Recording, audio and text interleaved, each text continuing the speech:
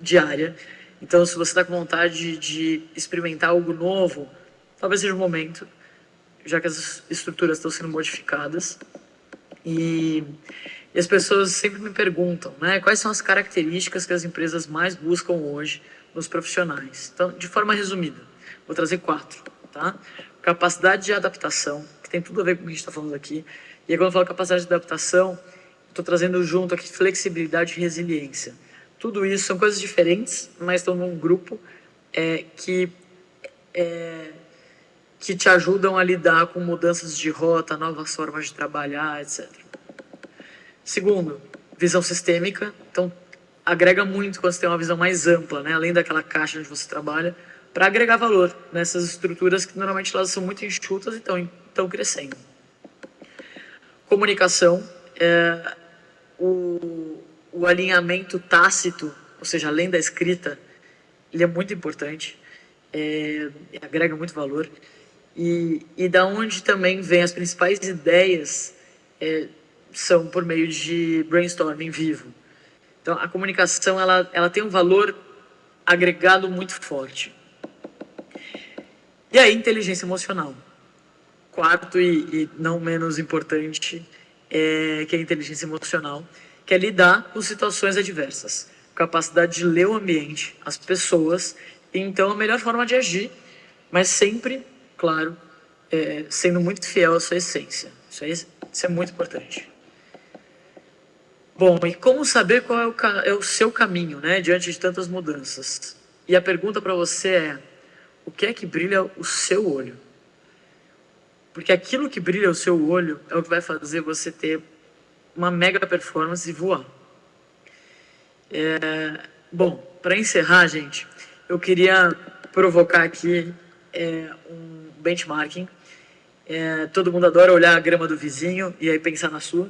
Então, o pessoal da produção vai colocar um QR Code em seguida aqui do meu vídeo para vocês responderem uma pergunta super rápida e nos próximos dias vou enviar o resultado para cada um que participou.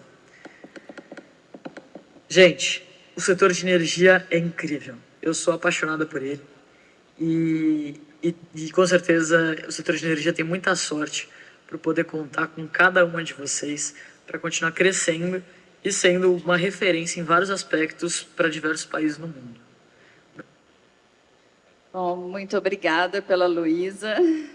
Espero que ela se recupere rápido. Vou pedir para o pessoal da produção disponibilizar esse QR Code no grupo do Congresso para poder dar tempo do pessoal responder. E vamos dar início ao painel ao vivo e a cores. Primeiro, obrigada pela participação de vocês. É importantíssimo ter todos vocês aqui. Muito obrigada a todos os patrocinadores e a todas as empresas que apoiam essa iniciativa. Também quero deixar aqui registrado o parabéns pelo nosso dia. Esse é o Dia Internacional da Mulher e não foi por acaso que o Congresso veio para o dia 7 e para o dia 8 aqui em Brasília.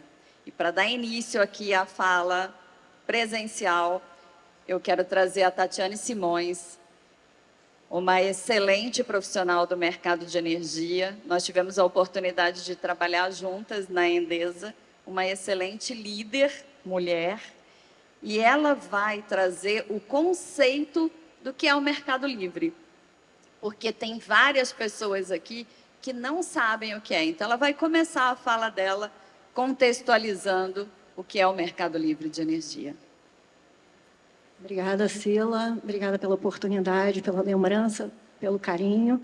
Obrigada, Lúcia, pela essa estrutura, né? Obrigada a vocês pela presença e as minhas queridas companheiras aqui, guerreiras do dia a dia. Eu queria, então, como a gente começar contextualizando o que é o Mercado Livre de Energia, mas para adicionar uma palavra ao que a Luísa colocou, eu vou dizer uma coisa para vocês: entusiasmo. Ela falou de inovação, transformação, expansão.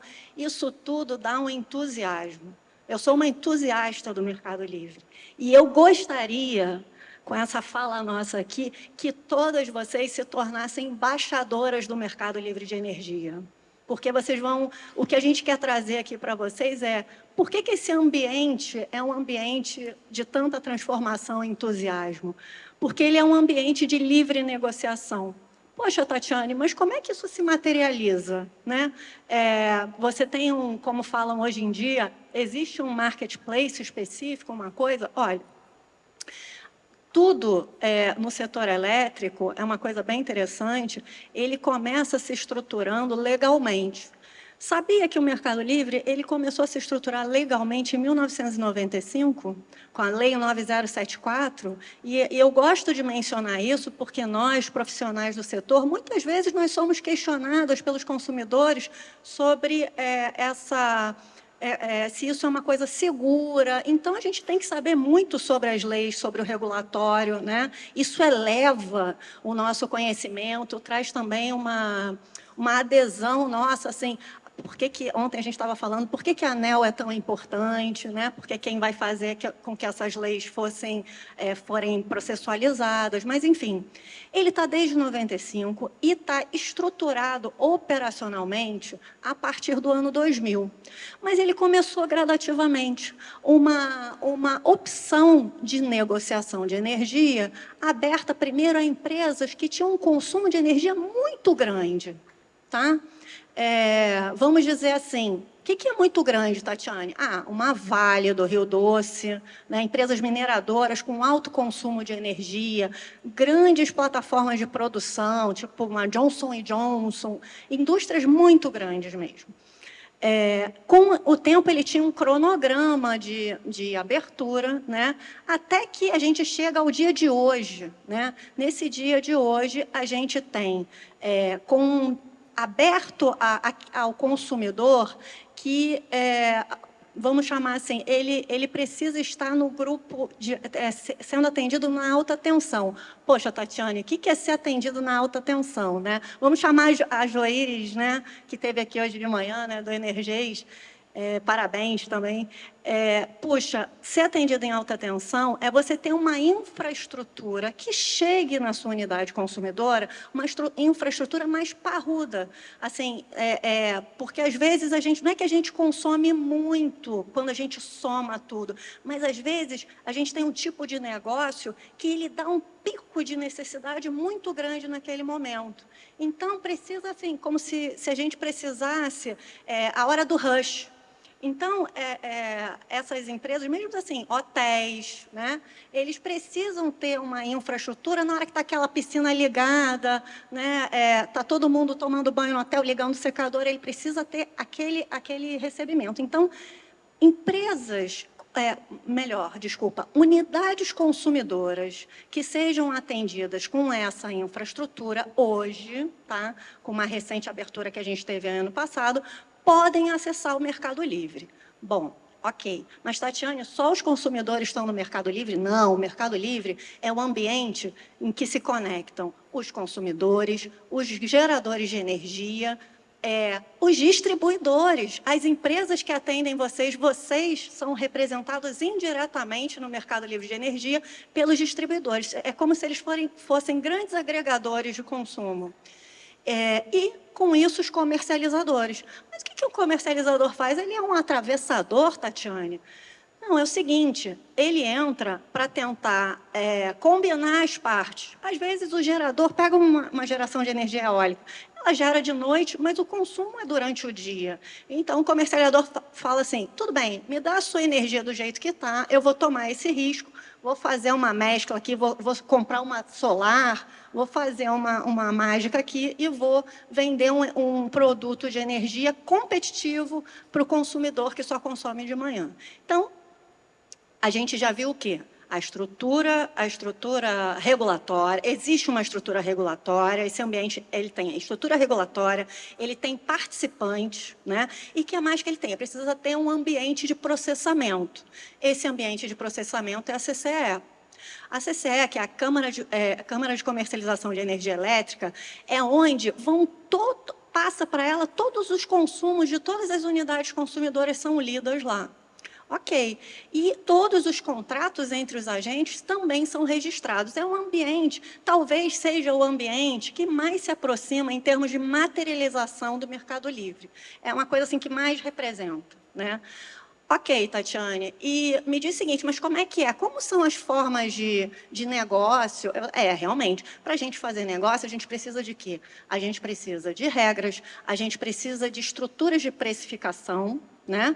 E a gente precisa do ambiente. O ambiente SCE, a gente vai ter estruturas de preço, quer dizer, existe hoje no nosso país mecanismos de estruturas de preço de curto prazo, que são por sistemas, é uma coisa realmente sofisticada, é um sistema onde entram toda a expectativa de consumo, toda a expectativa de geração, e o modelo, ele diz mais ou menos, é como se ele simulasse uma oferta e demanda, tá? Mal comparando, e ele dá o preço do momento, o preço do dia. Mas isso é o preço do dia de hoje. Mas se eu quiser, eu não quero comprar só para o dia de hoje, eu quero comprar para 3 anos, 4 anos. Muito bem, a gente tem as estruturas de preço de longo prazo, que são livres. Você vai conversar com o seu fornecedor e ele vai, com vários fornecedores, e você vai discutir como que você vai comprar essa energia. E, obviamente, o consumidor, ele está sempre buscando o quê? Ele quer reduzir o custo dele. Né? Ele quer reduzir o custo. Poxa, mas não me complica, né? Eu quero reduzir o custo, mas eu quero entender o que eu estou comprando. Para isso, o Mercado Livre tem uma série de agentes que procuram explicar como é que você faz essa estrutura de longo prazo, de modo que você possa ser um agente mais eficiente nos seus custos. Então, a gente já falou de estrutura de preços, de agente. Vamos, para terminar a minha fala, vou falar das 3 maneiras mais comuns que vocês vão escutar por aí de como tem essa compra e venda de energia no ambiente de Mercado Livre. É o seguinte, a primeira é uma estrutura de trading, não é tanto assim, não é uma estrutura que é tão afeita para os consumidores, tá? É uma estrutura de trocas de energia entre os grandes agentes. Olha, eu esperava gerar tanto, gerei menos, preciso fazer um ajuste no meu portfólio. É basicamente para quem processa portfólio, quem tem grandes portfólios de energia. Eles vão ter estruturas de trading que trazem o quê? Como o mercado financeiro. Estruturas de risco, volatilidade, né? Então, são essas estruturas que vão ter mesas de operação, como no mercado financeiro, e análises de risco, e ferramentas de trava de risco. Muito bem. E os outros 2 mecanismos, que são mecanismos de representação do consumidor, que é o atacadista, ou modelagem por agente, quer dizer, o consumidor quer ir ao Mercado Livre, como que ele faz? Ele pode, vamos dizer assim, aderir ao Mercado Livre, porque você tem que aderir, tem que ter um movimento de adesão, você tem que fazer um movimento. Essa adesão pode ser feita pelo seu próprio CNPJ. A empresa quer existir como um CNPJ na Câmara de Comercialização de Energia. O que significa isso? Ela vai ter todas as responsabilidades no CNPJ dela, né? E vai ter que participar ativamente, né? Do que acontece, das obrigações da Câmara. E uma outra, que é varejista, que, na realidade, você escolhe um comercializador para lhe, varejista, tem que ter uma autorização específica para lhe representar na Câmara, tá? Você não precisa aderir, mas você pode usufruir dos benefícios do Mercado Livre e da livre negociação. Só para terminar, Tatiane, a pergunta que todo consumidor me faz, do Oiapoque ao Chuí nesse país: isso é seguro? Como é que é isso? Eu vou só dizer uma coisinha para vocês. A gente tem uma regulamentação, apesar de ser uma livre negociação, a gente tem regulamentação que vem sempre sendo aprimorada, né? Que estabelece critérios de garantia para o comercializador varejista, regras para que a empresa possa obter a licença, a autorização para comercialização. Então, isso tem aí todo um arcabouço regulatório para dar sustentação e segurança aos consumidores, tá? Então, com isso, com essa desculpa, com esse breve relato, eu passo a bola aqui para a Sila devolver aí para a gente aprofundar nesses itens. Obrigada, Sila. Obrigada, Tatiane. É sempre bom lembrar que Mercado Livre não tem nada a ver com e-commerce, que já teve uma publicação num grande veículo de comunicação falando sobre o ambiente de contratação livre de energia, com uma foto do caminhão de entrega do Mercado Livre. Então, só para deixar isso claro. Depois de tudo que a Tati trouxe, agora a Thaís vai falar como é que a gente entra, afinal de contas, nesse mercado. Se um consumidor que hoje está num ambiente regulado, que é chamado cativo, o que ele precisa fazer para entrar no Mercado Livre de energia, Thaís? Vamos lá. Boa tarde, pessoal, primeiramente. A Tati colocou aí muito bem a contextualização do mercado, né? Mas a gente precisa trabalhar muito fortemente para conseguir comunicar esse universo de oportunidades com o consumidor final. E aí, puxando o gancho aí do que ela falou, a gente tem hoje basicamente duas formas mais simplificadas aí para o consumidor acessar esse mercado livre de energia. Primeiro deles, como ela disse, a gente ser cadastrado dentro da CCE, ter o seu CNPJ e fazer a representação do seu consumo de energia ali dentro. Antes de eu entrar nessa seara, é importante a gente destacar um ponto muito simples, que às vezes desmistifica um monte de insegurança aí do consumidor final. Hoje, enquanto ACR, enquanto consumidor cativo, o cliente ele tem a geração, a transmissão e a distribuição, tudo isso vinculado àquele concessionário de energia que atende a região dele. Quando a gente fala do ambiente livre, a gente separa só a parcela da geração, da parcela da transmissão e distribuição. Então, a gente vai poder escolher de quem a gente vai comprar. Primeiro, a gente vai definir qual produto a gente quer, que tipo de energia, por quanto tempo, com quais características, né? Então, a gente separa isso. E, por último, a gente vai escolher de quem e por qual preço.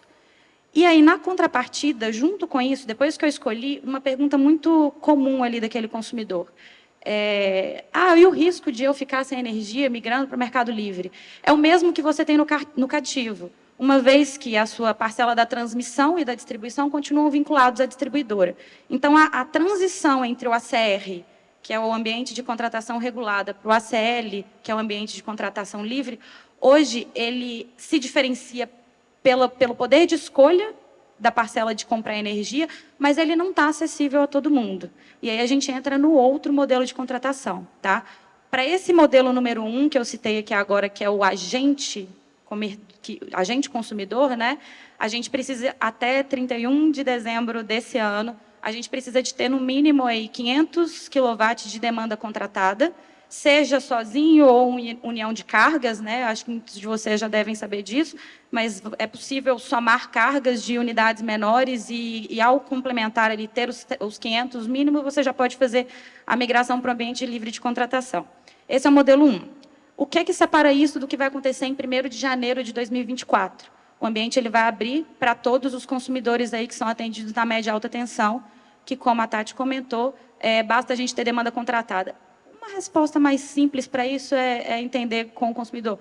Você paga uma tarifa única ali na sua energia, que é o consumidor de baixa tensão, ou você tem diferenciação ali horário ponta e fora ponta? Se ele tem diferenciação horário ponta e fora ponta, ele tem demanda contratada, então automaticamente ele já é aí um potencial consumidor que poderá vir a escolher estar no Mercado Livre a partir do ano que vem. O que muda, Thaís, quando a gente fala do comercializador, do consumidor varejista? O consumidor varejista ele vai ter um processo muito mais simplificado. A estrutura é a mesma. Ele vai continuar escolhendo de quem ele compra e negociando aquilo. A transmissão e a distribuição vão continuar com a distribuidora. Entretanto, vou trazer para vocês aqui um exemplo que eu uso muito com os meus clientes lá na MGO. Um processo de migração convencional é muito semelhante, é metáfora, tá, gente? É muito semelhante a gente fazer, quando a gente vai tirar a carteira de habilitação de direção. A gente tem que pagar uma taxa ali para o Detran, para a gente acessar aquele ambiente. Aí a gente passa por um processo de legislação, né, que é passar pelas provas e mostrar que a gente está civilmente apto ali para poder dirigir um veículo. E depois a gente passa por um processo de teste de direção para ver se, tecnicamente, a gente tem capacidade de dirigir aquele veículo. Pagando a taxa, sendo aprovado na legislação e sendo aprovado na direção, a gente consegue migrar para o mercado livre de energia, consumidor normal. Tá? Trazendo aí para a linguagem do mercado livre, taxa da CCE, faz a adesão no mercado livre, né, paga a taxa, se candidata para ser um consumidor livre. O que seria ali a legislação? A gente chama de habilitação comercial, que é apresentar aquele CNPJ para o ambiente da CCE, dizer quem é o responsável legal, onde que aquele ponto de consumo se encontra dentro aí do ambiente de contratação, aceitar os termos, né, que são os termos de adesão à convenção arbitral. Se a gente trouxer arbitral para o mundo nosso da linguagem do cotidiano, arbitral é regra. Então, quando a gente assina o termo de convenção arbitral, a gente está concordando com as regras do ambiente livre. Isso também faz parte da habilitação comercial. Enfim, quando a gente conclui essa habilitação comercial, a gente entra para a seara da habilitação técnica, que seria semelhante ao que seria ali a ser aprovado no teste de direção. A habilitação técnica é: a sua subestação está ok, atende os parâmetros de segurança daquela distribuidora, sua medição está preparada para comunicar com a sua distribuidora e com a CCE ao mesmo tempo, está tudo certinho ali? Concluindo aqui os dois processos, se torna um consumidor livre. Trazendo para o varejista, essa estrutura permanece a mesma. Tá? Porém, o varejista ele é um comercializador. A gente tem a figura do comercializador, e esse varejista ele vai ancorar embaixo dele vários consumidores menores e vai representá-los na parcela da geração dentro da CCE. Esse consumidor que migrou para o Mercado Livre como sob o varejista, comprou energia com o varejista, ele não precisa aderir à Câmara porque o varejista já aderiu. Entretanto, ele precisa de arcar ali com a responsabilidade da habilitação técnica, que é garantir que a subestação dele, seja ela em poste, cabine, tanto faz, ele vai precisar de atender os requisitos de segurança para ele se tornar um consumidor varejista. Tá? Então, assim, em resumo, os dois modelos de migração para o Mercado Livre são esses. Isso vai abrir uma janela de oportunidades enorme no mercado. Né? A gente estava falando ali só de... E eu vou dizer só, mas nem eu mesmo concordo com essa expressão, porque mesmo o Mercado Livre sozinho hoje, ele já é enorme do jeito que ele é. Só que agora vai virar exponencial, né? A gente vai ter oportunidades muito multiplicadas. E como que a gente vai comunicar com esse consumidor varejista que estava acostumado, a gente tem o costume de falar lá dentro da MGO também, de chamar ele de nem-nem. Ele não pode acessar nem ali a energia por assinatura, mas ele também não tem potência suficiente para acessar o Mercado Livre, e aí ele estava ali num lugarzinho onde ele não tinha nada disponível para ele. A partir do ano que vem, ele vai ter. E a gente precisa de falar com ele de uma maneira fácil, diferente, mais simplificada, porque ele é um varejo. Quando a gente fala com o atacado, a gente fala... Os processos são mais complexos, as compras, as formas de economia, de gestão dessa economia, são muito mais complexas. Para esse consumidor varejista, a gente precisa de levar a mensagem para ele de que é mais simples, vai ter alguém ali que vai estar te representando, vai estar cuidando da sua economia. Você vai receber 2 faturas só, no Mercado Livre normal são às vezes 5, 6, dependendo do mês. Então, assim, vai passar a ser 2 e você vai ter uma economia simples e fácil e acessível. E a gente, enquanto profissional do setor, precisa mesmo se preparar para que, quando não, já chegou, está acontecendo agora, é no ano que vem que vai acontecer a virada regulatória. Mas, a partir de janeiro do ano que vem, se a gente deixar para falar isso em janeiro do ano que vem, várias oportunidades já terão sido perdidas, né, no agora até dezembro. Então, a gente precisa de começar a comunicar com ele agora e simplificar esse processo do Mercado Livre, falando com ele de uma forma fácil, de uma forma que ele vai entender e que vai trazer essa segurança para ele. Muito bom, Thaís. E, se possível, já trazer esse consumidor para dentro de casa, começando a fazer uma gestão dele mesmo no cativo, por mais que ele ainda não seja elegível para o novo Mercado Livre de Energia, mas você já faz a gestão da fatura dele no dia a dia, vê se tem reativo, vê se ele está ultrapassando a demanda, se ele está pagando fora da data, e isso por si só já gera uma economia em torno de 10% a 20%. Tem empresas que se dedicam apenas a fazer isso. Diante de todo esse cenário da contextualização, de como traz esse consumidor para o mercado, agora a gente vai ver com a Ângela como é que a gente faz para controlar tudo isso. Como que faz para fazer uma gestão de portfólio? Como que faz para fazer uma gestão de riscos? Ainda mais nesse momento de preço baixo. que nós estamos vendo tanto comportamento aí que merece toda a nossa atenção. Tá joia. Boa tarde, pessoal. Obrigada, Lúcia, obrigada, Sila, pelo convite. É uma honra estar com todas vocês aqui nesse dia especial. Bom, pegando um gancho do que a Thaís comentou há pouco, sobre a abertura, né, a portaria número 50 do Ministério de Minas e Energia, hoje, pensando no grupo de alta tensão, tá, nós temos cerca de 178 mil unidades consumidoras, né, que podem, né, potencialmente participar do mercado livre de energia já a partir do próximo ano. Tá? Então, tem bastante trabalho pela frente para os comercializadores varejistas, né, e também para os comercializadores que querem também atuar no mercado atacadista, que é o que nós temos até então, né, onde o mar que nós navegamos até então, e o mercado está se adaptando, nós precisamos nos adaptar para o mercado varejista. É a bola da vez. Né? O desafio da precificação de tudo isso, controlar portfólio, né? Eu digo hoje que parece ser desafiador, para não dizer difícil, né? Fazer o controle do balanço energético das nossas operações de comercialização de energia, mas são contratos que variam de, 0,5 megawatts médios, pensando em montante contratado, há contratos de 10, 20, 50 megawatts médios, com uma mesma contraparte. Né? A gente olhando para esse mercado, esse próximo mercado a partir de janeiro de 2024, a carga ela será, né, majoritariamente inferior a 0,5 megawatts médios. Isso pensando em termos de volume contratado. Tem bastante trabalho pela frente, o controle se torna cada vez mais importante também, pensando na parte de controle de portfólio e riscos. Quanto menor a unidade consumidora, menor o consumidor, mais flexibilidade ele precisa, né, com o seu fornecedor. Menos complicações, eu diria até. Né? Não adianta você querer tratar um consumidor de pequeno porte, um varejo, da mesma maneira que você trata o consumidor que tem um contrato, uma carga de 10, 20 megawatts médios. Normalmente, esses consumidores de grande porte, eles têm, inclusive, uma equipe especialista em energia, tem uma área de energia lá na empresa. Mesmo quando eles contratam uma consultoria, por exemplo, ou uma comercializadora, para prestar o serviço de representação dele na CCE. Mas ele, costumeiramente, tem uma equipe de energia. Né?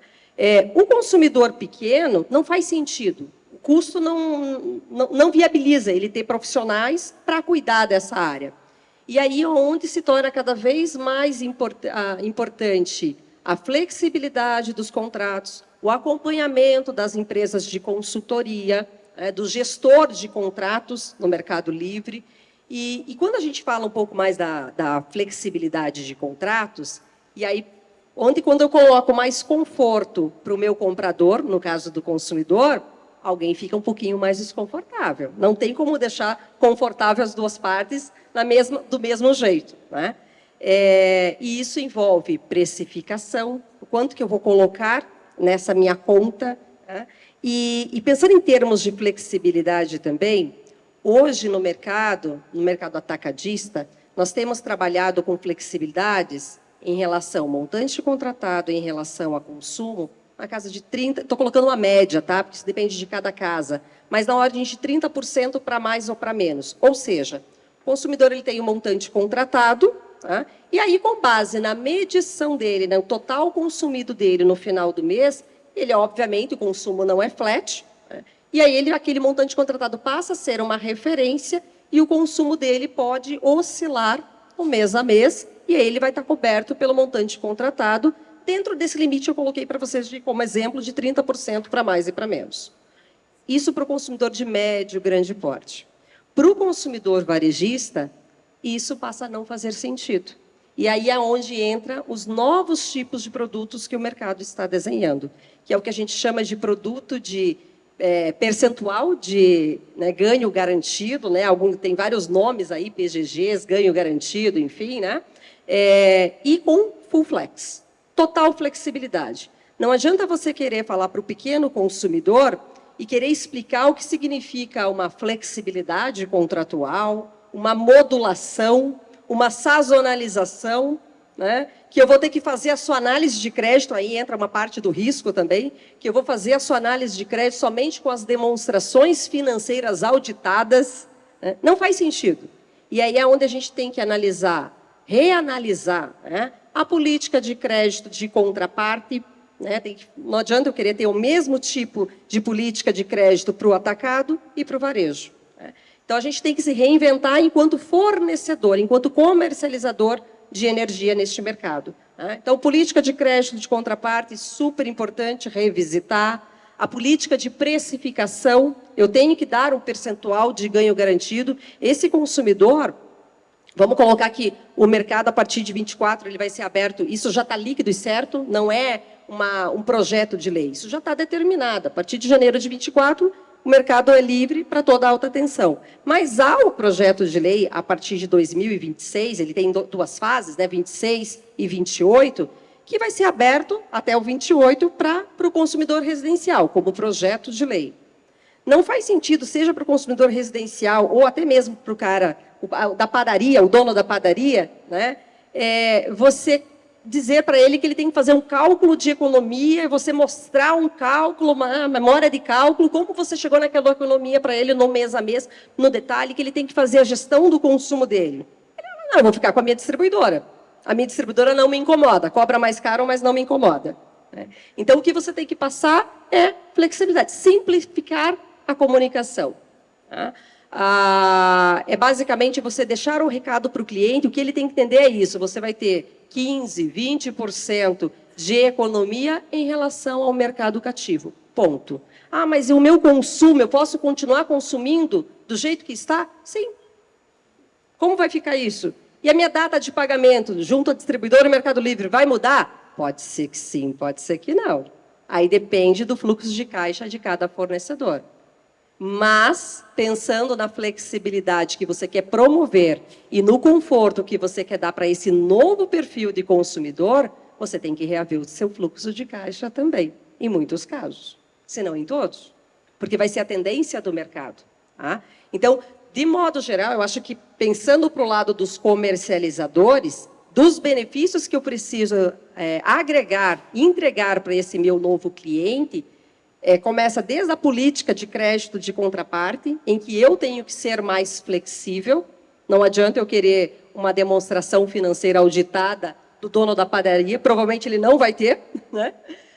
E desde a minha precificação, simplificar produto. Quando eu simplifico o produto, eu estou assumindo muito mais riscos também. Muitos que já atuam na comercialização varejista percebem, e às vezes você faz uma precificação fecha um contrato projetando um determinado ganho, e quando você começa a entregar aquela energia, o teu ganho é outro. Pode ser maior ou menor, porque depende dos encargos, por exemplo. Entrando um pouquinho uma linguagem mais técnica, a ideia não é se aprofundar, mas numa precificação você tem que levar, enquanto fornecedor de energia, tem que levar em consideração projeção de encargos, e vários tipos de encargo de serviço de sistema, e aí vai, né?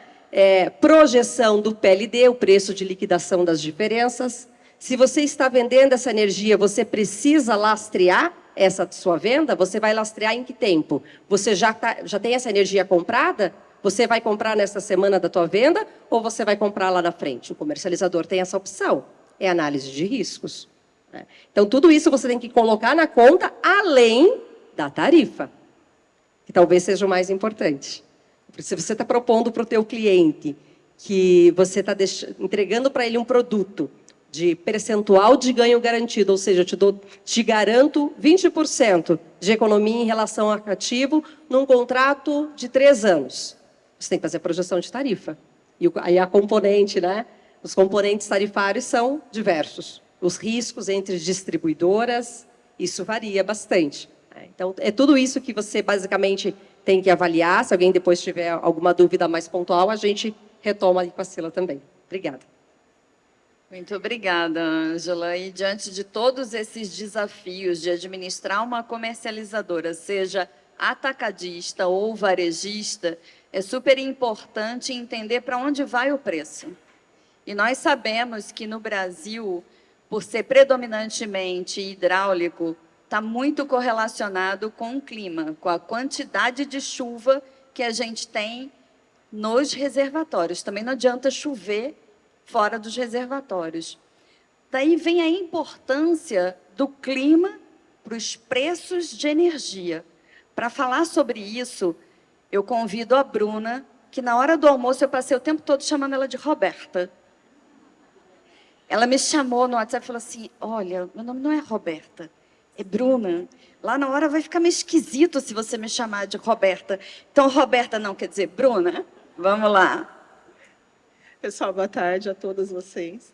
Obrigada, Sila. Eu gostaria de começar parabenizando a gente, todas nós aqui. Para mim é uma emoção muito grande estar aqui.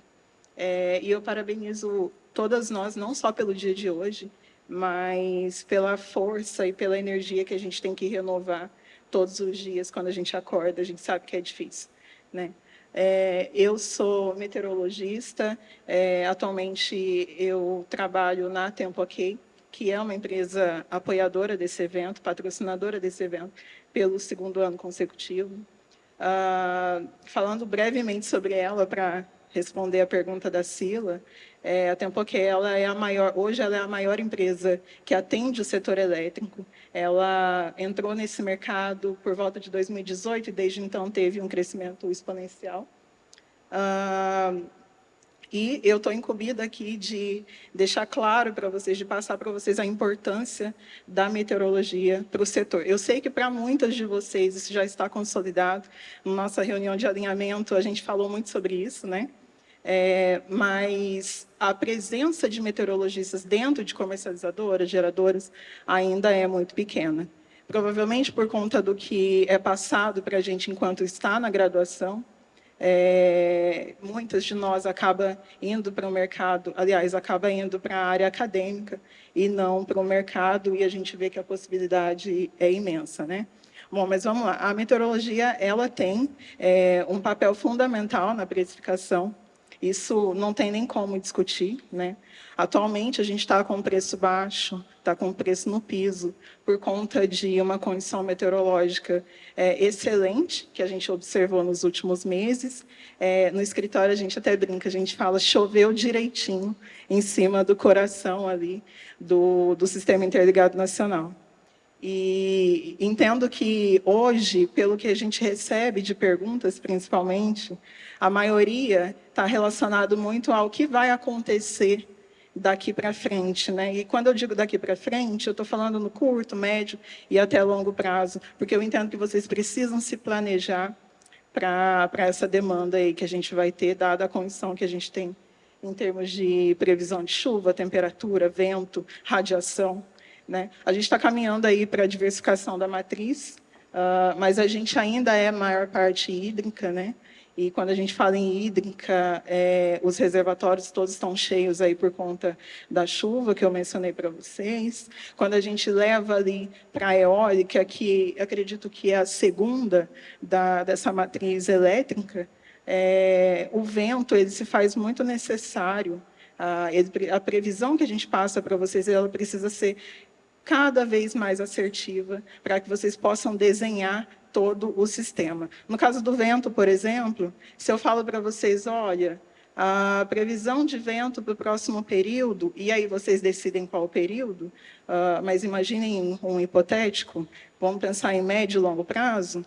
Se eu falo, ó, o vento, nesse período, ele vai ser abaixo da média. Obviamente, a geração associada a essa condição que eu passei, ela vai ser abaixo da média. Que média? Quando a gente fala média, a gente tem que ter um ponto de referência, né? Na meteorologia, a gente sempre usa o comportamento dos últimos 30 anos mais próximos, né? Estou introduzindo isso porque eu vou falar um pouquinho dessa média para vocês, se der tempo. Do mesmo modo, se eu falo, olha, o vento vai ser mais intenso nesse próximo período, vai ter mais geração, mas também pode ser necessário, pode haver a necessidade de desligar as turbinas, né, para evitar danos maiores. Quando a gente vem falando de solar, que hoje é o boom do momento, né, A radiação solar ela é muito importante. A quantidade de radiação prevista ela é crucial, né, para que a gente desenhe o sistema, a demanda. E quando a gente fala em painéis solares, a gente não está falando só da radiação em si, a gente está falando de componente, nebulosidade, neblina, todas essas variáveis meteorológicas acabam impactando muito no desenho que vocês fazem para todo o setor, né? Então, entendam que tudo isso que eu falei, eu acho que deu para deixar bem claro a importância da meteorologia, porque quando a gente fala em fontes renováveis, todas elas, né, elas estão altamente dependentes de variáveis meteorológicas. Eu falei no finalzinho sobre solar, e aí eu vou falar para vocês uma curiosidade, eu gosto de trazer essas curiosidades. Quando a gente fala, olha, a precipitação, a maioria entende precipitação, quem não entende é a mesma coisa, pode ser entendido como a mesma coisa, como chuva, né? E quando a gente fala, olha, a precipitação no período tal, ela vai ser abaixo da média. Essa média, ela é o período dos últimos 30 anos, como eu mencionei.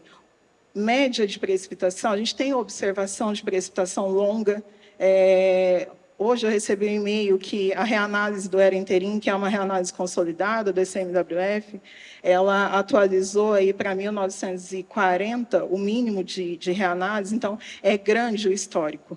É interessante que seja grande mesmo para que a gente entenda, por exemplo, o que aconteceu quando as condições atmosféricas previstas eram exatamente iguais lá nesse período passado. O que aconteceu com a chuva? O que aconteceu com a demanda de carga? O que aconteceu com a energia, com a geração, né? Então, quanto mais observação a gente tem, melhor é. No vento, no caso do vento, a gente também tem uma série razoável de observação de vento, o que facilita um pouquinho também a gente dar a previsão. Agora, quando a gente fala de solar, que a variável principal de entrada é a radiação solar, né? O histórico ele é muito curto. Os instrumentos que medem a precipitação são pluviômetros. Os instrumentos que medem o vento são anemômetros. Os instrumentos que medem a radiação são piranômetros. E esses instrumentos eles começaram a ser inseridos nas estações meteorológicas muito recentemente. A gente, então, não tem uma base grande de observação dessa componente que é tão importante para o solar, né? E nisso, eu até aproveito para comentar com vocês que esse é um ponto que a Tempo OK ela inovou. Nós, através da técnica de Machine Learning, a gente conseguiu reconstruir um histórico de observação bom, né? Lembrando, a Machine Learning é um dos braços ali da inteligência artificial, e a gente conseguiu reconstruir isso, e com isso a gente consegue dar melhores previsões, né, principalmente para os parques que a gente monitora, que já estão em operação. Tá? Eu finalizo agradecendo, tá, Sila, tanto você, a emoção aqui é muito grande de estar dividindo esse painel com grandes nomes aí do setor. Agradeço também a Lúcia Abadia pela idealização do evento. O ano passado eu estava como congressista, esse ano aqui como palestrante, então para mim é muito gratificante. Muito obrigada, viu?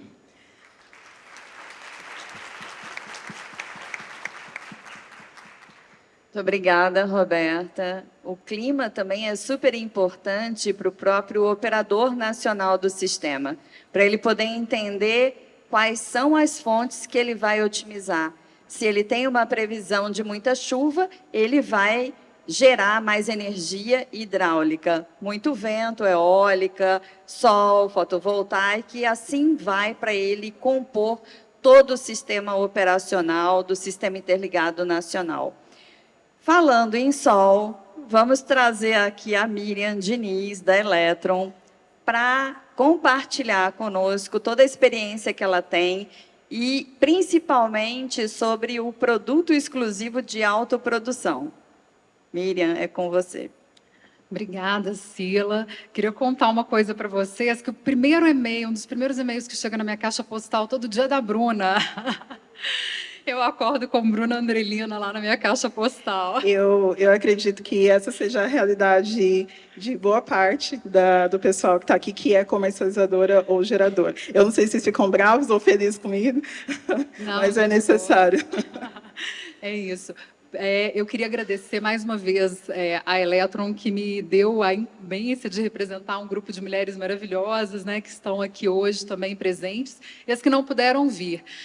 Mas a Eletron é uma comercializadora de energia, uma gestora, mais recentemente, desde 2017, uma geradora de energia também.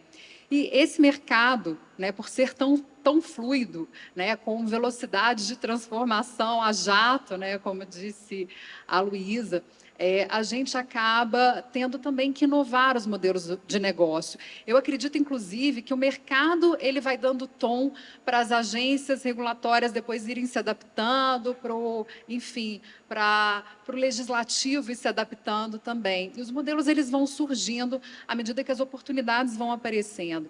E dentro desse contexto, né, a Eletron acabou fazendo a opção por investir em autoprodução.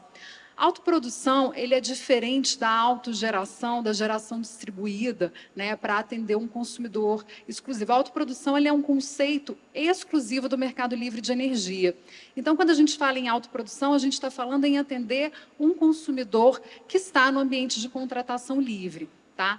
E aí eu estou falando do consumidor livre, consumidor especial ou livre, né? Agora a figura do especial acabou caindo em 2023, que pode se apropriar de um benefício que é exclusivo para autoprodutor, seja a geração junto à carga, tá? Na cara da carga, dentro da cerca, como vocês preferirem, ali no telhado, seja a geração remota.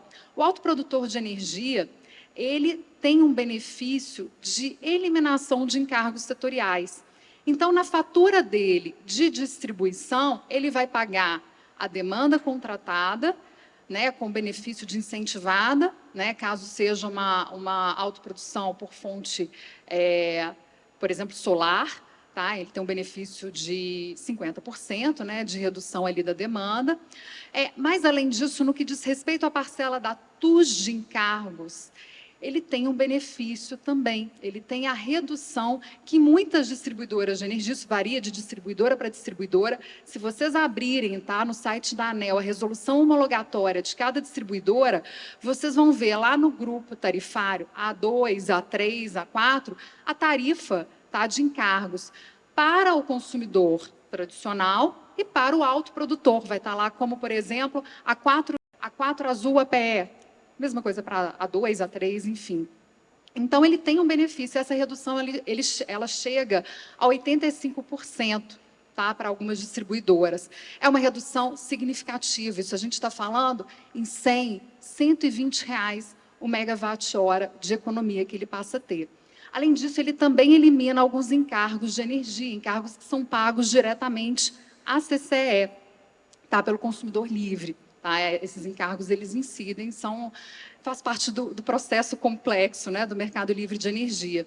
Então, o benefício está aí. E a Eletron, né, trazendo um pouco do nosso modelo de negócio que vem inovando, de fato, o mercado, é que ela constrói usinas dedicadas, exclusivas, para atender aquele consumidor num formato que a gente aprendeu com a GD, que aprendeu lá com a geração distribuída remota, num modelo de arrendamento, de locação, né, essa usina, esse registro, essa outorga, passa para o nome do consumidor e ele consegue se apropriar do benefício do encargo setorial, pagando por uma locação que vai ser equivalente ali àquela geração de energia, vai lembrar muito uma venda, um PPA de energia tradicional, mas ele se apropriando do benefício do encargo setorial. Então, são modelos que surgem para responder a uma necessidade do mercado. Hoje, cada vez mais, os grandes grupos têm uma necessidade de comunicação de sustentabilidade, têm a sustentabilidade nos seus valores, e a geração própria, por fonte renovável, ela responde a essa demanda.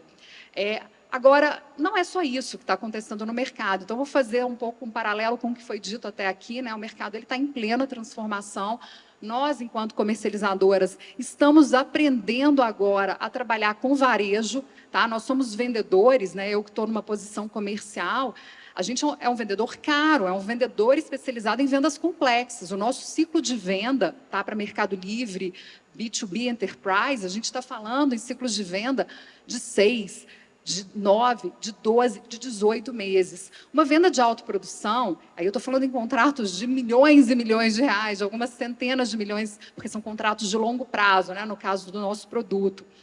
São vendas que demoram 1 ano e meio para acontecer, né? São vendas longas. E quando a gente vai para varejo, a gente precisa dar um passo atrás e aprender com o pessoal da geração distribuída, aprender com quem já faz a venda de assinatura de energia limpa, porque agora a gente tem que fazer uma comunicação em massa e tem que ter um produto, como foi dito, simples, escalável, de fácil gestão, automatizado, digital.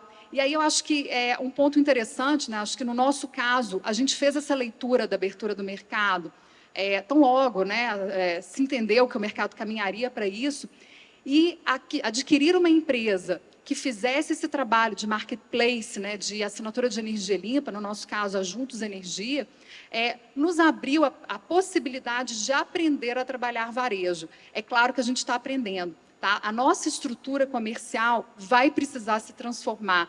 A gente nem tem claro, como disse a Luísa, se isso vai ser feito com a equipe atual, ou se a gente vai ter que mudar o time, vai ter um time dedicado, ou se a gente vai ter que desenvolver esses skills específicos para venda em massa. É um grande desafio. Mas a Luísa colocou essa possibilidade dos movimentos dentro das próprias empresas, né? O mercado está fervilhando. Acho que o mercado, principalmente o mercado livre de energia, nunca demandou tanta mão de obra. Então, a gente está no melhor momento possível. Acho que a sensação é que tudo pode acontecer, tudo pode vir, mas a gente precisa de agilidade, a gente precisa de respostas rápidas, porque da mesma forma como quem surfou, né, a grande onda do Mercado Livre, estava lá presente no início do mercado, 2016, estava lá 2014, 2015, 2016, a gente sabe que vai surfar essa grande onda quem se preparar para esse momento agora. Porque para migrar lá em janeiro de 24, a gente tem que começar a fazer as denúncias contratuais, né? O consumidor livre desse perfil varejista, né, o consumidor varejista, ele precisa da coisa simples, mas ele está submetido a algumas regras de mercado, ele tem que fazer uma denúncia contratual, ele tem que comunicar à distribuidora que ele não vai continuar no mercado cativo. Isso é feito quando? Com 180 dias de antecedência do vencimento do contrato de compra de energia regulada. Então, quer dizer, isso tudo exige que a gente tenha essa agilidade. Então, esse é o grande desafio que a gente está vivendo, dá um frio na barriga, a gente não tem muita ideia do que vem, mas a gente está disposto a cair de cabeça. Acho que todo mundo aqui que está no mercado está disposto a encarar esse novo universo, que é maravilhoso, né? Porque, gente, é muito difícil vender Mercado Livre. E agora a gente tem um universo de possibilidades à nossa frente, né, Sila? Muito obrigada, Miriam. E não só é difícil, como é complexo e desafiador, como a todo momento nos deparamos com novidades. E quando a gente fala de mercado livre de energia, nós estamos falando de todas as possibilidades. E não mais aquela dicotomia, eu vou para o mercado livre ou eu vou para a AGD. Não, você vai para o que é melhor para você, o que é melhor para a sua empresa. A escolha livre, isso é o mais importante. Diante disso, eu quero agradecer a Miriam, a Bruna, a Ângela, a Thaís, a Tati pela participação, agradecer a todas vocês. E, se vocês tiverem alguma pergunta, por gentileza, enderecem para o grupo, porque hoje a gente está com a grade super apertada. Pode jogar a pergunta lá no grupo, que nós vamos responder para vocês. Muito obrigada por estarem aqui, por nos apoiarem. E, mais uma vez, parabéns pelo nosso dia. Obrigada.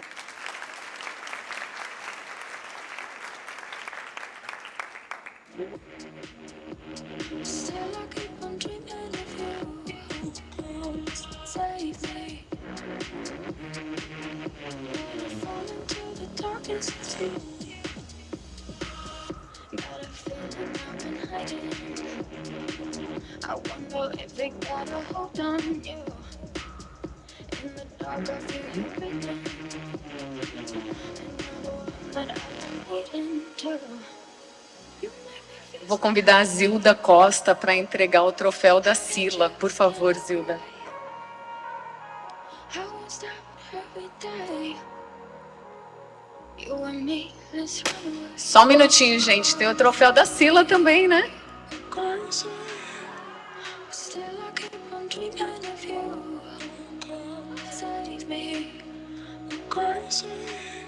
Wanna fall into the darkness with you. Come save me. Crazy. Still I keep on dreaming of you. Come save me. I'm crazy.